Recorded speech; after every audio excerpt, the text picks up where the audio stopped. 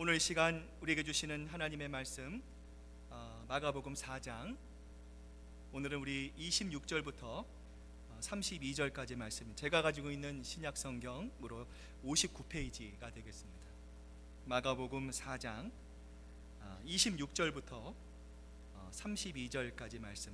자, 우리 저와 여러분이 한 절씩 돌아가면서 교독해서 하나님께 봉독해 올립니다.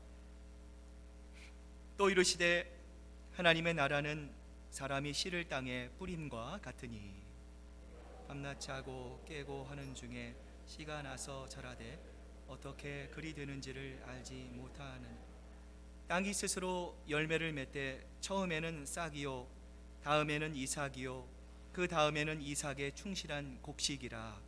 열매가 익으면 곧 낫을 되나니 이는 출수 때가 이르렀습니다. 또 이르시되 우리가 하나님의 나라를 어떻게 비교하며 또 무슨 비유로 나타낼까? 겨자씨 한 알과 같으니 땅에 심길 때에는 땅의 모든 씨보다 작은 것이로.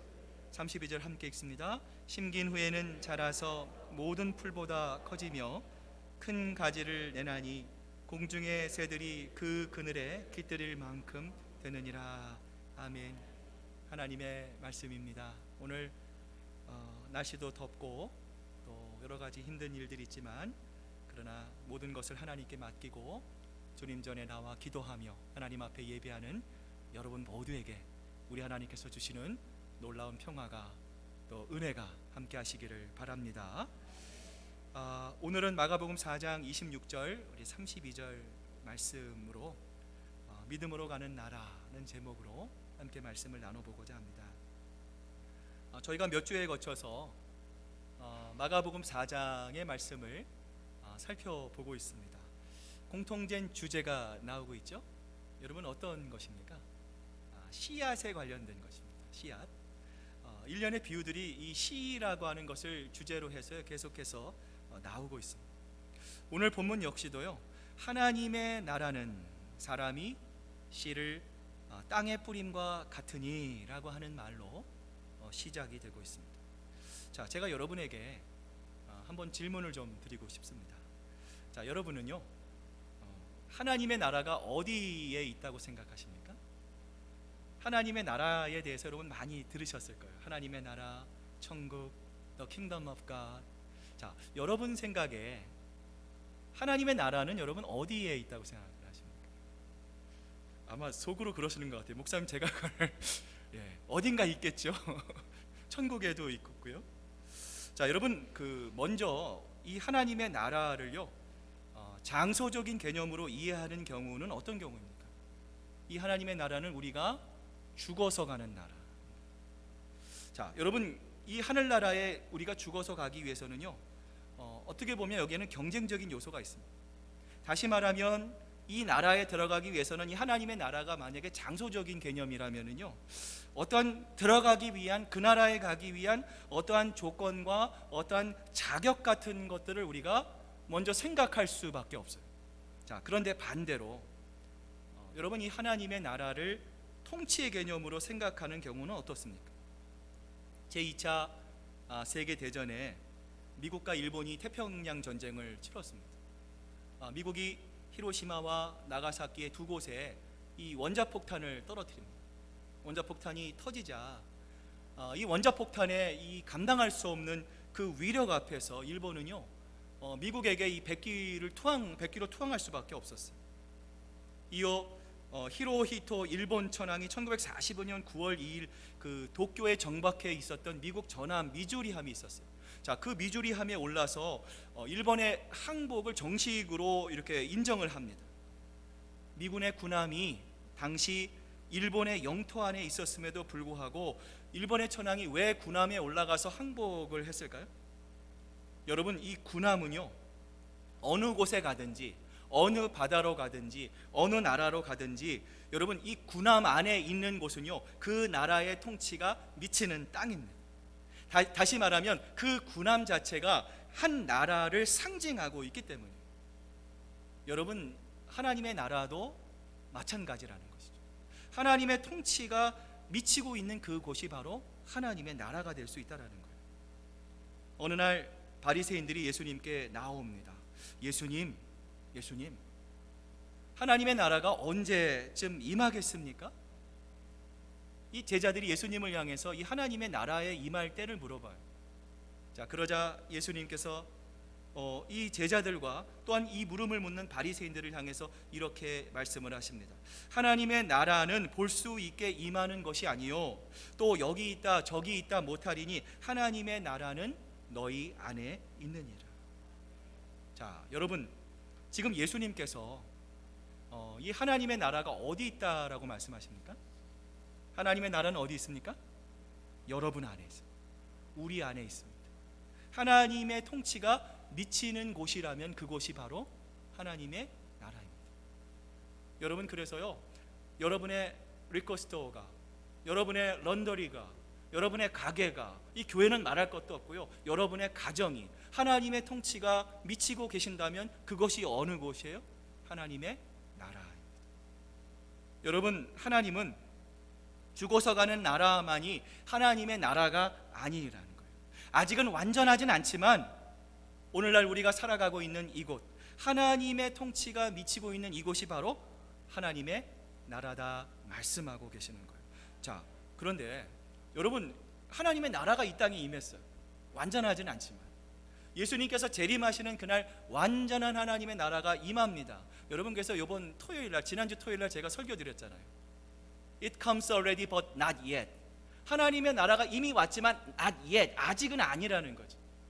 자, 하나님의 나라가 임했어요. 여러분, 그런데 우리가 살아가고 있는 이 주변 환경을 여러분 한번 살펴보시길 바랍니다. 하나님의 말씀이 인정받지 못하는 그러한 세상을 우리가 살아갑니다.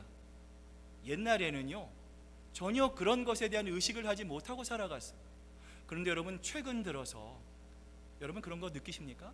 하나님의 말씀을 내가 순종해서 살면, 내가 퍼블릭하게 내가 하나님 말씀을 내가 신뢰합니다, 하나님의 말씀 붙잡고 살아갑니다, 오히려 그렇게 얘기하면은요, 여러분 어떤 대우를 받습니까? 세상으로부터 좀 덜 떨어진 사람 취급받기도 하고요, 비이성적인 사람이라는 취급을 받기도 하고요, 오히려 세상에 조롱을 받고요, 어떨 때는요 불이익을 받을 때가 있어요. 여러분, 우리가 잘 아는 프랜차이즈 매장 중에 칙필레이라고 하는 회사가 있습니다. 이 회사의 사장이 어느 날 이렇게 고백했어요. 나는 결혼은 하나님의 말씀대로 한 여자와 한 남자가 한 몸을 이루는 것이라는 것을 나는 믿습니다. 이렇게 하나님의 말씀, 창세기에 있는 말씀 그대로를 이야기했어요. 그러자 여러분, 동성애자들이요, 이 사람을 막 공격하기 시작합니다. 각 대학교에서, 각 중요한 매장에서 이 칙필레이가 퇴출당하기 시작하고요, 이곳에서 음식을 사 먹지 말자라고 하는 이 불매 운동들이 막 일어나기 시작했어요. 이렇게 어려움에 빠진 매장을 살리기 위해서 교회들이 일어섰습니다. 예, 그래서요, 저도 LA에 있었을 때 담임 목사님 또 우리 부교육자들 함께 그 칙필레이 그 치킨 버거잖아요. 그 치킨 버거 하나 먹으려고요 2시간을 기다렸어요. 줄이 얼마나 긴지 몰라요. 그런데 옛날 같으면은요, 내가 햄버거 하나 먹으려고 2시간을 이렇게 땡볕에서, LA는 해도 뜨겁잖아요. 이렇게 고생해야 되나? 그런데요, 이상한 거는요, 2시간 동안 기다리는데 불평을 하는 사람이 단 한 명도 없어요. 모두가 다 싱글벙글 웃으면서요, 자, 힘냅시다. 우리 더 말씀 가운데 우리 더 하나님 말씀에 집중합시다. 그 기다리는 시간에 서로 위로하고 용기를 주면서 얼마나 그 시간이요, 이 기쁜 시간이었는지 모르겠습니다. 여러분, 우리가 살고 있는 이곳에는요, 사탄의 영향력이 있습니다. 세상에 간섭이 있습니다. 사탄의 끊임없는 도전과 공격이 있어요. 여러분, 그렇기 때문에 우리는요 비틀거릴 수밖에 없어요. 나약해질 수밖에 없어요. 두려움이 들 수밖에 없어요. 외로움을 경험할 수밖에 없어요. 그럼에도 불구하고 우리는요 하나님의 통치를 인정하는 삶을 살아내어야 합니다. 여러분, 하나님의 통치를 인정하는 삶이 어떤 삶입니까? 지금은 내가 힘든 삶을 살아갑니다. 완전한 하나님의 나라가 아니기 때문에 이 세상의 영향력, 지금도 끊임없이 하나님 믿는 사람들을 미혹하게 하고 하나님으로부터 멀어지게 하고 어떻게 하면 우리의 신앙을 꼬꾸라뜨리고 낙심하고 주저앉게 만들려고 하는 그러한 사탄의 괴계로 인해서 우리가 잠깐 낙심할 수 없지만, 그러나 언젠가 예수 그리스도께서 다시 이 땅에 오시는 그날, 우리의 신랑 되신 예수 그리스도께서 우리를 괴롭히게 하는 사탄의 계계를 무너뜨리실 거예요. 우리가 흘린 눈물을 다시 닦아주시고 진정한 하나님의 나라가 이루어질 것이라는 희망을 우리가 소망하는 거예요. 여러분, 이 소망이 있기에 여러분, 오늘 우리가 살아가는 것입니다. 우리에게 받은 바 은혜에 다시 집중하는 것입니다.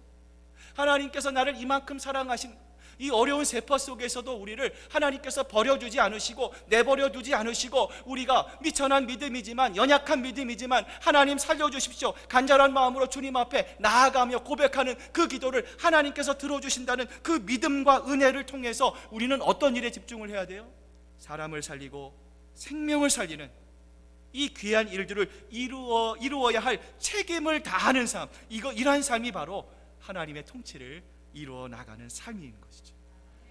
여러분, 계속해서 이 하나님의 나라가 통치의 개념이라고 할 때 우리가 생각해 볼 것이 있어요. 제가 3주 전인가요? 한 4주 전에 거듭난 이후라고 하는 설교를 주일날 같이 이렇게 말씀드린 적이 기억이 납니다. 자, 여기 보면은요, 다른 사람을 비판하려고 하고 또 다른 사람을 판단하려고 하는 사람들의 마음 속에는요, 두 가지의 강박의 관념이 마음에 담겨져 있어요. 첫 번째, 이런 사람들은요, 항상 상대방을 향해서 내 마음에 드는 너가 되어달라 요구를 합니다.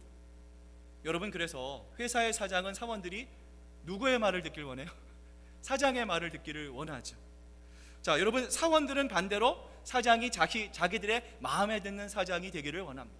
남편은 아내가, 아내는 남편이. 여러분, 이게 세상의 법칙입니다. 자기는 변하려고 하지 않아요. 나는 움직여려고 하지 않아요.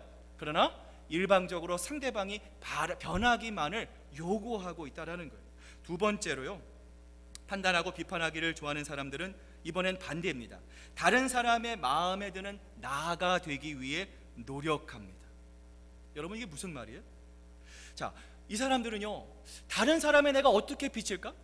다른 사람이 나를 볼 때 나는 어떤 모습일까라는 것만을 생각하면서 전전긍긍한다라는 거예요. 여러분, 디자이너들은 사람들의 마음에 드는 디자인을 하려고 합니다. 정치인은 올바른 정치를 이게 해야 됨에도 불구하고 자신을 뽑아준 이 유권자들의 마음에만 드는 정치를 하려고 합니다. 언론은 이 독자들의 마음에 드는, 그래서 많은 신문 부수를 기록하기 위해서 이 기사를 그렇게 내보내려는 거예요. 여러분, 그러나 중요한 것은 내 마음에 드는 너 또는 다른 사람의 마음에 드는 나가 되든, 여러분, 누군가를 판단하고요, 누군가를 비판한다는 것은 여러분 어떤 거예요? 피조물인 우리가 판단자이신 하나님의 머리 꼭대기에 올라선다는 거예요. 여러분, 우리가 신앙생활을 할 때 가장 조심해야 될 것 중에 하나가 다른 사람을 판단하고 정죄하는 일입니다. 여러분, 우리가 아무리 억울한 일이 있고요, 아무리 속상한 일이 있어도 여러분, 성경에 그렇게 말씀하시잖아요. 너희는 절대로 판단하지 말라, 그 사람을 저주하지 말라. 여러분, 왜 하나님께서 우리에게 말씀하셨어요? 언젠가 하나님께서 그 사람을 심판하실 날이 곧 이르기 때문에 그러는 거예요. 여러분, 그렇기 때문에 우리는 그 모든 것을 누구에게 맡길 수 있어야 합니까? 하나님께 맡길 수 있어요. 여러분, 내가 판단하고요, 내가 정죄하고요, 여러분, 이런 분들이 있어요. 내가 논리적이에요, 말을 굉장히 잘해요. 여러분, 내가 논리적으로 막 말을 잘하고 인생 경험이 많아서 그 사람이 잘못한 것을 입증했다고 여러분 생각해 보세요. 여러분, 그게 만족스럽습니까? 안 그렇습니다. 여러분, 그 사람에 의해서 잘못한 것을 억지로 인정한 사람은요, 스스로 자발적으로 자신의 잘못을 인정할까요? 절대로 그렇지 않습니다. 속마음으로요, 아유, 내가 말빨이 짧아서 그렇지 나는 절대로 내 잘못 인정 못해. 여러분, 이게 사람입니다. 힘으로 제압하면은요, 여러분, 그거는요, 일시적으로 없어진 것처럼 보이지만 또 다른 죄악을 낳을 수밖에 없어요. 오직 하나님만이 그 문제를 해결해 주실 수 있습니다. 여러분, 내가 비판하고 판단한다는 것은요, 무엇보다 하나님의 나라와 하나님의 통치하심을 이해하지 못했기 때문이에요. 여러분, 신자가 누리는 하나님의 나라는요, 여러분, 내용도 아닙니다. 조건도 아닙니다. 환경의 문제가 아니에요. 다시 말하면 하나님의 나라는 뭐예요? 하나님의 통치, 하나님의 허락하심, 그 하나님의 질서 안에 우리가 있느냐 없느냐라는 거예요. 하나님의 통치를 내가 받아들이느냐, 아니면 내가 하나님의 통치하심을 내가 거부하느냐의 문제라는 거예요. 여러분, 다시 말해서 그리스도인들이요, 그리스도인으로서의 특권을 누리지 못하는 때가 굉장히 많아요. 여러분, 이게 무엇 때문에 그래요? 내가 하나님의 통치 안에 있느냐, 하나님의 통치 안에 없느냐, 이 사실을 모르기 때문이다라는 거예요. 여러분, 우리가 이 세상을 살다 보면 내 마음에 드는 사람이 많습니까? 내 마음에 들지 않는 사람이 많습니까? 솔직하게. 내 마음에 들지 않는 사람이 훨씬 많아요. 이게 이상하죠? 자, 여러분, 그때마다 야, 너는 왜 나하고 똑같지 않니? 너는 왜 행동을 그렇게 하니? 너는 신앙이 왜 그 모양이야? 여러분, 사사건건 그 사람이 나처럼 변화하도록 요구하고 강요하면 여러분 어떻게 되겠어요? 너는 왜 그렇게 말을 하니? 넌 왜 그런 신앙을 갖고 있니? 너는 왜 정치색이 그러니? 너는 왜 믿음이 그러니? 여러분, 이렇게 강요해서는 안 된다는 거죠. 내 앞에 내 마음에 들지 않는 사람, 나와는 생각이 좀 달라요. 목표는 같지만 그 목표에 접근하는 방식이 조금은 다를지라도 마음이 조금 불편하지만 그 사람 역시도 여러분 어떤 사람이에요? 하나님께서 나에게 허락하신 사람이에요. 여러분, 우리가 이런 마음을 넓혀야 돼요. 하나님이 나를 사랑하시고 하나님이 나를 소중히 여기신다면 동시에 나와 다른 생각을 갖고 있는 사람도 하나님께 사랑을 받는 사람이라는 거예요. 여러분, 우리가 이것을 꼭 기억해야 됩니다. 신앙의 맹목주의로부터 우리가 벗어나야 됩니다. 여러분, 우리가 이러한 하나님의 통치, 하나님의 섭리하심을 인정하게 되면은요, 그 사람을 나에게 맞는 사람으로 바꾸는 것이 아니라 내가 어떻게 바뀌어지는 거예요? 내가 도리어 그 사람에게 필요한 이웃이 되도록 하나님께서 우리를 만들어 주시는 거예요. 여러분, 이러한 변화의 장이 어디서 일어납니까? 교회예요. 여러분, 그래서 신앙은요, 요즘 온라인 시대가 됐잖아요. 가정에서 예배 드리는 것도 참 소중하죠. 근데 여러분, 우리가 가급적이면 언젠가는 우리가 현장 예배가 여러분 회복되어야 될 이유가 무엇입니까? 여러분, 가정에서 예배 드리면 아시잖아요. 마음의 자세가 교회에서 예배 드리는 것만큼 되질 않아요. 내가 마음에 어떤 그런 것들이 있어요. 여러분, 이 교회를 통해서 하나님이 많은 사람들과 부딪히고 함께 봉사하고 함께 생활하면서 하나님께서 무엇을 발견하게 하십니까? 내가 다른 사람을 조금 힘들게 생각하는 것처럼 나 역시도 마찬가지구나. 나를 이렇게 보니까 예전에는 보이지 않던 가시들이 조금 보이는 것 같아요. 여러분, 이렇게 서로 연합하고 함께 봉사하고 함께 섬김을 통해서 우리가 미처 알지 못했던 우리 몸에 난 가시들을 하나님께서 어떻게 돼요? 갈아주시는 거예요. 그래서 이 교회가 하나님 안에서, 예수 그리스도 안에서 한 몸과 하나됨을 이룰 수 있도록 하나님께서 우리를 이끌어 주시는 거예요. 하나님이 그래서 나를 이곳으로 불러주셨구나. 하나님이 나를 장로로 불러주셨구나. 목사로 불러주셨구나. 위원회 위원장으로 불러주셨구나. 나를 이곳에 교인으로 불러주셨구나. 이것을 깨닫는 사람이 바로 하나님의 통치를 이해하는 사람이라는 거예요. 저는 오늘 이 말씀을 준비하면서 이런 생각을 해봤어요. 저 같은 목회자가 하나님의 말씀을 대언합니다. 하나님의 말씀을 농부처럼 여러분의 마음속에 하나님의 복음의 씨, 하나님의 말씀의 씨를 여러분에게 심습니다. 그러면 이렇게 심겨진 씨가 여러분 마음속에 잘 심겨져서 그 씨가 30배, 60배, 100배의 아름다운 열매를 맺게 하는 분은 누구십니까? 하나님 성령님이십니다. 목회자 한 사람의 힘이 아니에요. 몇몇의 교회의 리더십만 가지고 이루어지는 것이 아닙니다. 그런데 저도 예전에는요, 이런 생각했어요. 어떻게 하면 우리 신자들을 잘 변화시킬 수 있을까? 어떻게 하면 신자들의 신앙과 삶을 좀 더 건전하게, 좀 더 이 모범적으로 변화시킬 수 있는 방법이 무엇일까? 막 고민했던 적이 있어요. 여러분, 물론 이러한 노력들을 통해서 변화가 일어납니다. 바뀜이 일어날 수 있습니다. 여러분, 그런데 잘 생각하면은요, 이러한 변화는요, 본질적인 변화이기보다는 많은 경우에 상식적인 변화, 교양적인 변화에 그칠 수 있다라는 거예요. 여러분, 사람이 상식적이고 교양적인 사람이 된다는 것이요, 여러분, 이 참된 변화가 아닙니다. 어떤 분이 이렇게 이야기합니다. 목사님, 그래도 변화되는 게 변화되지 않는 것보단 좀 낫지 않겠습니까? 여러분, 이런 말씀을 하시는 분도 계시지만요, 전혀 그렇지 않습니다. 여러분, 그 이유가 무엇입니까? 교양적인 변화, 상식적인 변화는요, 오히려 존재의 변화를 가로막을 수가 있어요.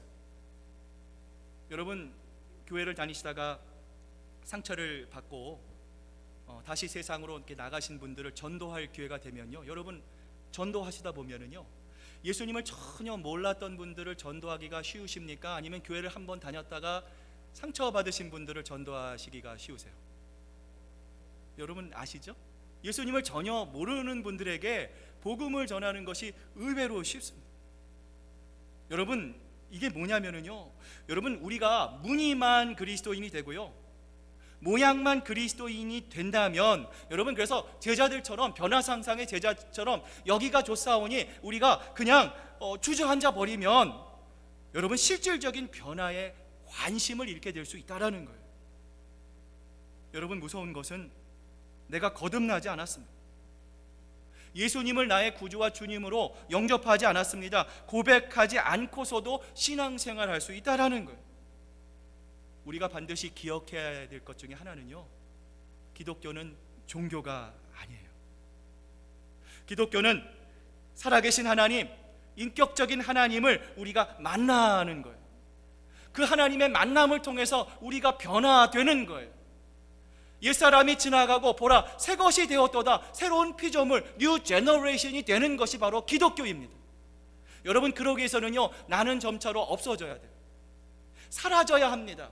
그러나 내 안에 계시는 누구만은 자라나야 돼요? 하나님만은 자라나시는 거예요. 하나님만이 내 마음속에 가득해지는 거예요. 그러한 예수 그리스도의 시각, 예수 그리스도의 마음, 예수 그리스도의 심장을 가지고 여러분 반주해야 됩니다. 예수님의 마음을 가지고 하나님의 말씀을 증거해야 됩니다. 예수님의 심장을 가지고 봉사해야 되는 거예요. 섬겨야 돼요. 여러분, 그런 교회는요, 건강한 교회가 될 수밖에 없고요, 성장하지 않을 수밖에 없는 교회가 되는 거예요. 여러분, 그렇기 때문에 사람의 변화는요, 상식적인 변화가 아니에요. 여러분, 지식만 늘어나는 변화가 아닙니다. 여러분, 예수님을 내 마음속에 모시고 예수님을 위해서 내가 모든 것을 다 내려놓을 수 있습니다. 하나님, 희생도 할 수 있습니다. 주님만이 나의 최고입니다. 고백하는 본질적인 변화가 여러분 마음속에서 일어나시기를 바랍니다. 오늘 여기 앉아 계시는 여러분, 어떻게 예수님을 영접하시게 되셨습니까? 우리 안에 믿음이 어떻게 자라났어요? 우리가 어떻게 천국의 소망을 가지고 이 땅을 살아갈 수 있게 되었습니까? 여러분, 우리가 그것을 생각하면은요, 우리가 한 것은 하나도 없어요. 저는 여러분들을 잘 모르지만 여러분은 여러분 자신을 잘 아시잖아요. 여러분, 우리가 어떤 사람입니까? 고집센 사람, 그죠? 내 주관인 사람. 내 마음이 예수님 만나기 전 돌 같았고요, 황무지와 같았고, 가시밭과 같았고, 돌밭과 같아요. 내 주관과 상대방이 내 기준에서 바뀌어지기만을 바랬던 그러한 우리들에게 이해할 수 없는 불가항력적인 하나님의 은혜가 우리에게 다가왔어요. 돌같은 내 마음을 녹여주셨어요. 내 귀를 열어주셨어요. 이해할 수 없지만 하나님의 복음의 말씀이 내 가슴을 뚫고 들어와 내 마음속에 심겨졌어요. 그 생겨난 믿음으로 여러분, 어떤 변화가 일어났습니까? 잠깐 있으면 떠날 이 세상, 아침 안개와 같은 이 세상에 미련을 두지 않고 이제 우리는 무엇을 바라보며 살아갑니까? 하나님의 나라를 바라보며 살아가는 거예요. 오늘 이 말씀을 보면서 갑자기 이 찬양이 생각이 났어요. 하나님의 은혜로 있을 데 없는 자 왜 구속하여 주는지 난 알 수 없도다. 내가 믿고 또 의지함은 내 모든 형편 잘 아는 주님. 늘 보호해 주실 것을 나는 확실히 아네. 여러분, 그렇습니다. 죄송합니다. 여러분, 우리가 할 수 있는 것은 아무것도 없어요. 여러분, 우리가 그런 마음을 가지고 살아야 합니다. 하나님, 이 쓸데없는 자, 하나님 왜 구속해 주셨어요? 하나님 왜 이렇게 사랑하십니까? 오늘도 우리에게 생명 주시고, 하나님 호흡하게 하시고, 보게 하시고, 걷게 하시고, 무엇보다 하나님 뜨겁게 사랑하셔서 하나님 이 자리에 하나님 내가 나올 수 있는 마음 주시고, 하나님을 향해 아바, 아버지라 고백할 수 있는 하나님 이 마음, 하나님 왜 주셨습니까? 우리를 향한 변함없는 하나님의 사랑을 기억하며 그 하나님을 향해 날마다 걸어가는 여러분 되시기를 바랍니다. 여러분, 믿음이 이렇게 중요한 거죠. 여러분, 그렇다면 이 믿음은 어떠한 과정을 통해서 자라나게 됩니까? 오늘은 이 두 가지만을 좀 잠깐 살펴볼 텐데요. 첫 번째로 믿음은 시련이라는 과정을 통해서 자라나게 됩니다. 예수님의 제자들을 부르시죠. 제자들이 예수님을 따르기 시작했을 때 이 제자들이 예수님을 향해서 큰 기대를 가지고 있었어요. 예수님이 예루살렘 가셔서 유대인의 왕이 되시면 우리는 한몫 단단히 챙길 거야. 이제 우리는 죽을 때까지 떵떵거리며 살게 될 거라 그들은 생각했어요. 여러분, 그래서 복음서를 보면 제자들이 예수님에 대해서 기도하지 않고요, 여러분 뭘 했습니까? 서로를 바라보며 내가 너보다 조금 더 잘해, 내가 너보다 내가 너보다 예수님이 더 나를 사랑하셔, 도토리 키 싸움을 하고 있었어요. 여러분, 그러나 예수님을 그들이 따라다녀 보아도요, 별 큰 사건이 나타나지 않았어요. 몇 번의 작은 기적만 일어나고요, 오히려 이런 기적들을 통해서 이 바리새인들의 표적이 되었어요. 제자들이 위축되었습니다. 낙심했어요. 자, 예수님께 나아가고 있어요. 자, 오늘 말씀과 같은 내용을 담고 있는 누가복음 13장을 보면은요, 이 일이 있은 직후에 그들이 예수님을 향해서 이렇게 묻습니다. 선생님, 우리가 전도하려고 해도, 우리가 이렇게 수고하고 노력하는데도 왜 이렇게 적은 숫자밖에 따라오지 않습니까? 왜 부흥이 되지 않느냐라는 거예요. 왜 하나님의 역사와 기적이 일어나지 않느냐라는 거예요. 왜 그러냐? 무엇이 도대체 문제입니까? 제자들이 예수님께 묻습니다. 여러분, 당시 예수님과 제자들이 이 사람들에게 미치는 영향력은요, 굉장히 미비했어요. 큰 사건도 일어나지 않았습니다. 반대와 핍박에 부딪혔습니다. 심지어 예수님의 가족들까지도요, 예수님을 반대하는 것처럼 보였어요. 이러한 때에 예수님의 모습을 보면서 제자들은요, 이런 생각을 했을 거예요. 내가 지금 예수님을 따라가는 게 승산이 있을까? 내가 정말 잘하고 있는 것일까? 내가 지금 가고 있는 이 길이 정말 내 인생의 보탬이 될 수 있을까? 패배주의, 비관론에 제자들이 빠지게 된 거죠. 이러한 상황 속에서 예수님이 제자들을 모으신 거예요. 오늘 이 비유의 하나님의 나라의 이야기를 이 패배주의의 좌절에 빠져 있는 제자들에게 말씀하시는 거예요. 얘들아, 겨자씨를 생각해 봐라. 눈에 보이지 않을 만큼 작은 씨앗이 아니더냐? 그러나 이 작은 것이 전부가 아니란다. 너희들은 이 작은 현실을 부끄러워할 필요가 전혀 없단다.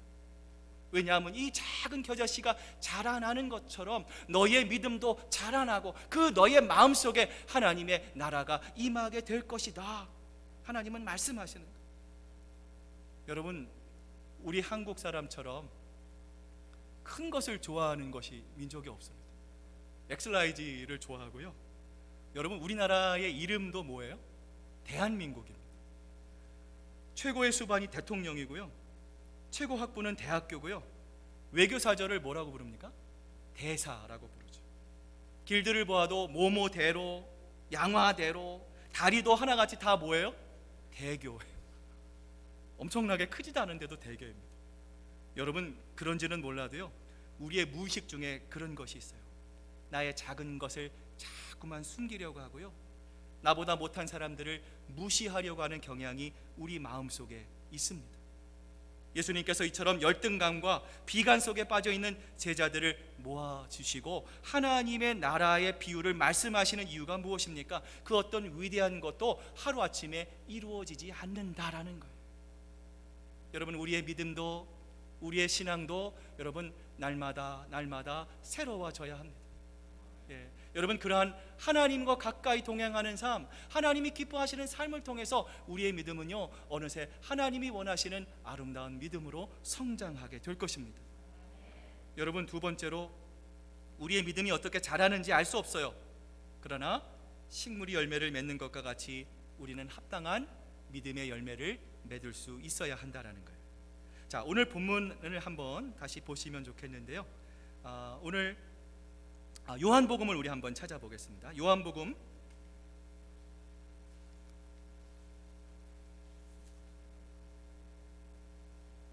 4장 27절부터 29절을 우리 한번 찾아보겠습니다. 요한복음 4장 27절부터 29절까지 말씀입니다. 요한복음 4장 27절부터 29절까지의 말씀입니다. 우리 같이 목소리를 맞춰서 같이 한번 읽어보겠습니다. 시작.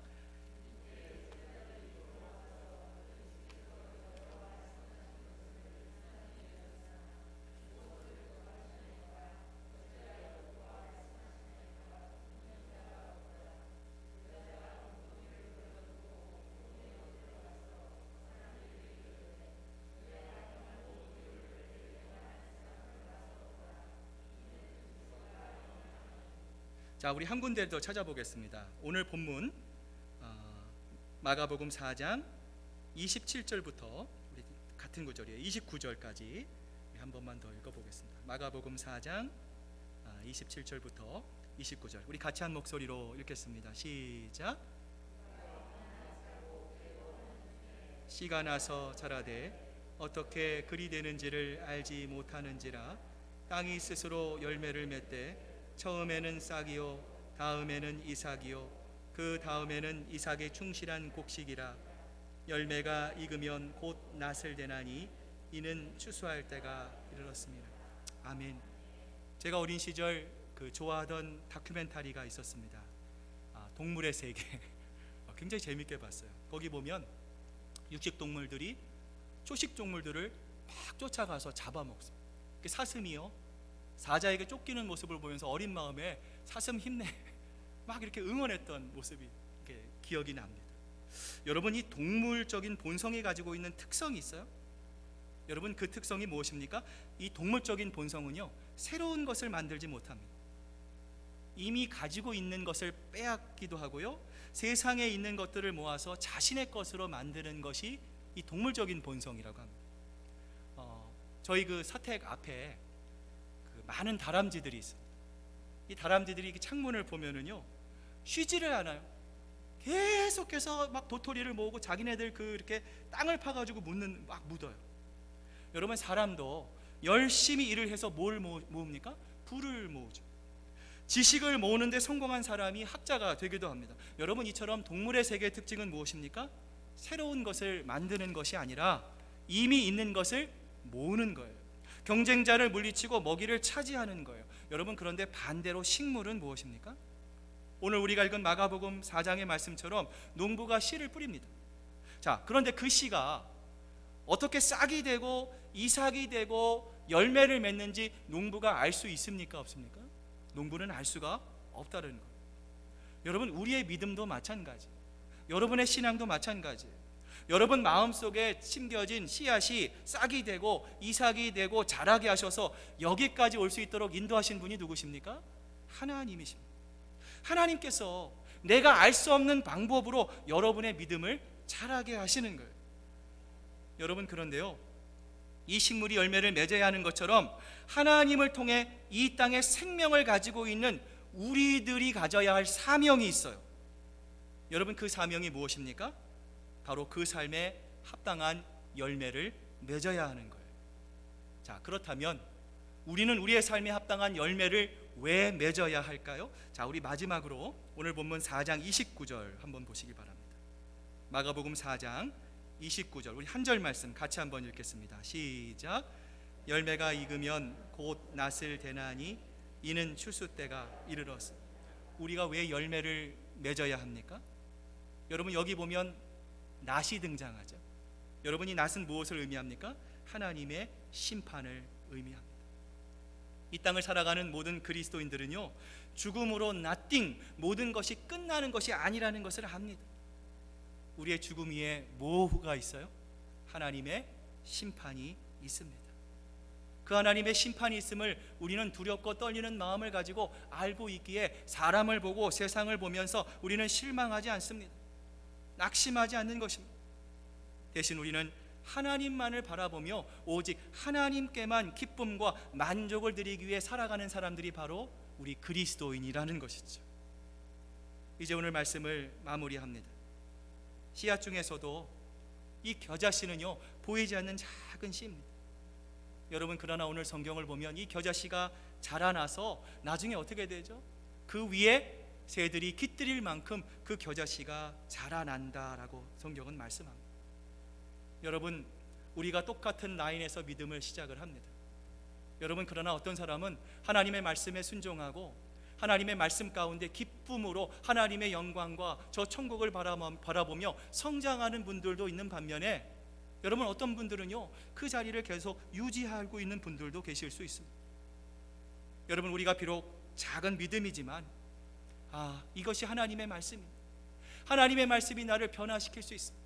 하나님의 말씀이 나의 모든 것이 됩니다. 우리가 겸손한 마음으로 하나님 앞에 순종하며 그 말씀대로 우리가 살아갈 때에 우리도 모르는 그 순간에 우리의 믿음이, 겨자씨 같은 우리의 믿음이 자라나서 정말 우리 곁에, 우리가 자라난 그 겨자씨 나무에 그 새들이 깃드는 것처럼 우리가 우리의 이웃을 위해서, 우리 주변에 우리보다 못한 형제 자매를 위해서 우리가 도움을 줄 수 있는 성장한 아름다운 믿음의 분량의 모습으로 우리가 하나님께 인정받을 수 있게 된다라는 것이죠. 저는 이러한 우리 교회의 모습을 통해서 우리 교회가 사람에게 인정받는 것이 아니라 하나님께 인정받는 교회가 되기를 소망합니다. 사람으로 가득 찬 교회뿐만 아니라 우리 교회가 예수 그리스도께서 주시는 그러한 사랑으로 가득 찬 교회가 되기를 소망합니다. 비록 우리가 적고 미약하지만, 그러나 하나님께서 우리에게 주시는 큰 꿈과 비전을 바라보고 그 하나님을 향해서 우리가 힘차게 온 교회가 한 마음을 향해서 나아갈 때 하나님께서 우리 큰사랑교회에 큰 비전을 보여주시고 그 비전을 통해서 우리 교회가 정말 이 지역사회에 예수님을 몰라 죽어가는 불쌍한 영혼들을 살려내는 귀한 복음의 방주로서의 아름다운 역할을 감당할 수 있을 줄로 믿습니다. 오늘 시간 하나님께서 주신 말씀 여러분들 기억하시면서, 하나님, 우리에게 하나님 겨자씨 같은 믿음을 주시옵소서.